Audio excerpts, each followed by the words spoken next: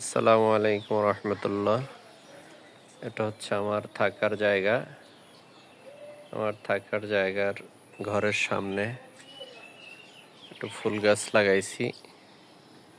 সামনে আছে কয়েকটা গোলাপ ফুলের চারা, পেঁপে গাছ। এই যে পেঁপে গাছটা দেখা যায়, পেঁপে গাছটা ফল ধরছে, এবছরই লাগাইছিলাম। সবচেয়ে ভালো ব্যাপার হলো এই আম গাছটা এবছর লাগাইছি। আম গাছটায় একটা আম হয়েছে, একটা আম হয়তো 4 কেজি হবে ইনশাল্লাহ। 4 কেজি আম গাছ হবে ইনশাল্লাহ। ওরা বলছে যে এই আমটা 4 কেজির আম। আর একটা আম গাছ আছে আমরুপালি, এখানে এই গাছটা, এটা গত বছরের আম গাছ।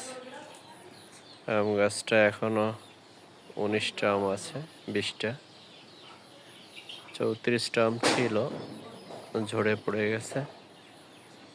সামনে দেখা যায় আবার আর একটা আমাদের, এই যেটা হলো হিমসাগর গাছ আমার ঘরের সামনে। এই যে হিমসাগর গাছ, মাশাআল্লাহ আলহামদুলিল্লাহ অনেক সুন্দর ফল আসছে। এরপরে আছে আমার কয়েকটা কমলা গাছ, মালটা গাছ, মালটা কমলাও ভালো আসছে। এই যে এই গাছগুলো 2 বছরের। আর একটা গাছ হলো এইটা, যেটা সবচেয়ে সুন্দর এই আম গাছটা, এটা হলো মিয়াজাকি আম বলা হয়। এটা জাপানের মিয়াজাকি, এটার দাম অনেক বেশি, আমের দামটা অনেক বেশি।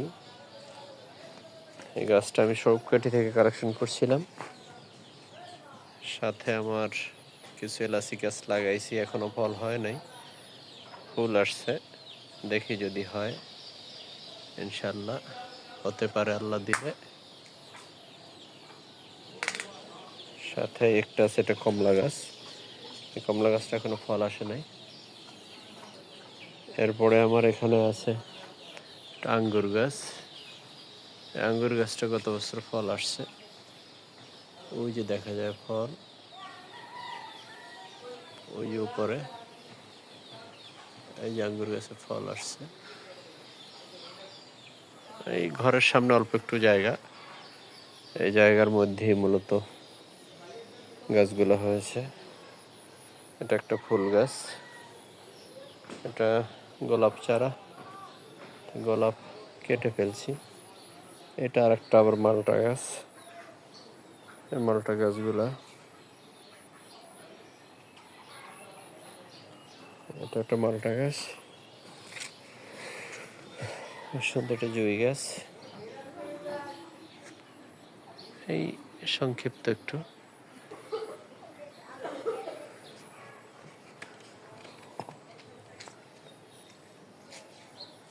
সামনে একটা গাছ লাগাইছি, এটা কাঁঠাল গাছ। এই যে এখানে দেখা যায় আমার এই যে হিমসাগর গাছটা, অনেক সুন্দর ফল আসছে ইনশাল্লাহ। এই যে হিমসাগর গাছের, মাশাল্লাহ আলহামদুলিল্লাহ। কিন্তু এই আমটা বোধ হয়, এটা মনে হয় নষ্ট হয়ে গেছে, আমটা নষ্ট হয়ে গেছে। ভালোই আসছে ইনশাল্লাহ। এখানে আম গাছটা আমার প্রায় 4-5 বছর পর্যন্তই ফল দিচ্ছে, অনেক সুন্দর ফল দেয়। এই যে ফুল আসছে আমার এলাচি গাছে, আল্লাহ যদি তৌফিক দেয় ইনশাল্লাহ হয়তো এলাচি ফল ধরবে। এই গাছটা হলো সবেদা গাছ, লাগাইছি ইনশাল্লাহ বছর। এই ছোট ছোট গাছ ইনশাল্লাহ খুব ভালো হয়েছে। কোনো সার বা ঔষধ প্রয়োগ করি না, কিছু কম্পোস্ট জাতীয় সার দেওয়া হয়েছে। আর এছাড়া এই পানি বা মাঝে মাঝে একটু স্প্রে করা হয় সঠিক করে।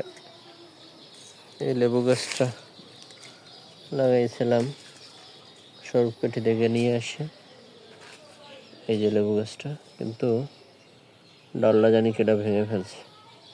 দেখেন লেবুটা অনেক বড় হয়েছে, কিন্তু ডালটা ভেঙে ফেলছে। অনেক বড় লেবু হয়েছে, ডালটা ভেঙে গেছে।